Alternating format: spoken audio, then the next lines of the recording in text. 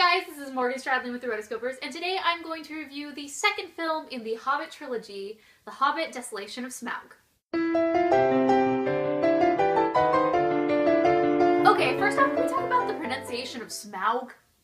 Is it just me, or were you saying Smaug the whole time? Because I was definitely saying Smaug the whole time. Anyways, I guess according to Tolkien, it's Smaug, so Smaug it is. So with the Desolation of Smaug, we start right off where the last movie ended, and we really just go straight into the action. We're following Bilbo, the dwarfs, and Gandalf as they are traveling to the Lonely Mountains so they can reclaim the dwarfs' homeland. Basically, since this is only about a 300 or so page book, which they converted into 3 movies, basically everything that's in the books are in the movies. We get to see Bjorn the Skin Changer. He's the guy who turns into a bear, and so we get to spend a little time at his house.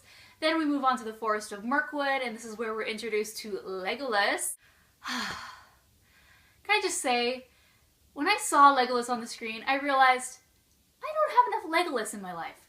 I'm okay that they added Legolas, because holy moly, he is one of the most gorgeous men ever. I was brought back to 2001 when the Fellowship of the Ring came out, and there's that scene where Legolas is introduced, and he has like a halo around him, and he's like glowing, he has this perfect skin, and you think, that is the most gorgeous man I have ever met. And I don't care that he's wearing a long blonde wig.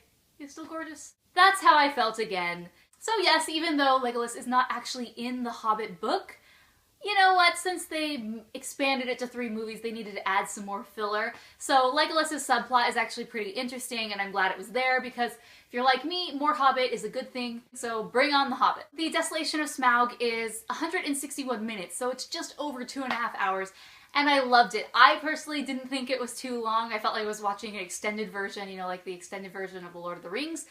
I'm glad they made it long because, again, more Hobbit is a good thing. I'm pretty sure that the length of the movie is going to bother some people, especially if you're not a hardcore fan.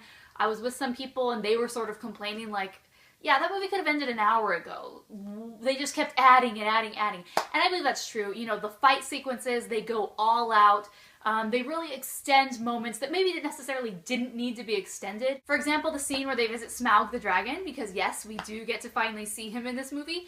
It's very long. Very, very, very long. So I loved the CGI of the dragon. I couldn't stop looking at him. He looked so realistic.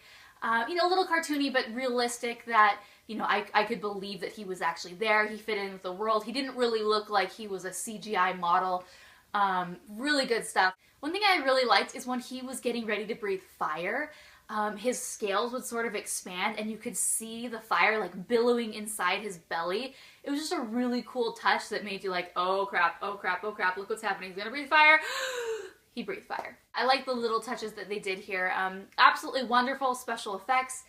There were some scenes, like long shots, where they would have like the dwarves and the company, they were like riding in on horses or they were walking in, and you could tell they were CG models, and I kind of just thought like, why? Why do you have to do that? Why couldn't you just shoot the scene? It just looks really tacky when the CGI doesn't blend with the world. So I wasn't as big of a fan of that. So another scene that I really liked was the barrel scene. Now, if you've read The Hobbit, you know this is one of the most iconic parts of the book, and I think they did it wonderfully. There are orcs in this movie who are attacking them, and I think they weren't really there in the original book.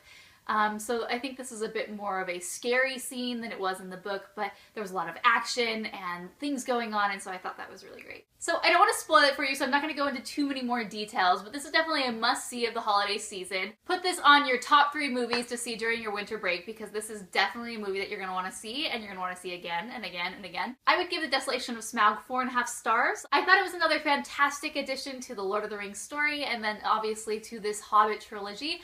And oh my gosh, cliffhanger. Worst cliffhanger ever! And by worst, I mean best, because it's like right at a very pivotal moment, something crazy is gonna happen, and then poof, black. Like I sat there thinking, you did not just do that. Oh, they did. I have to wait another year. So definitely go see The Desolation of Smaug. I loved it. I'm going to be seeing it again, and I'm definitely going to own this one on Blu-ray. So for those of you who have seen The Desolation of Smaug, what did you guys think? Let me know in the comments below.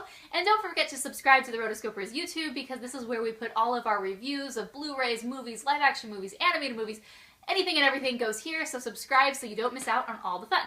Alright guys, thanks for watching. Until next time, I'm Morgan and this is the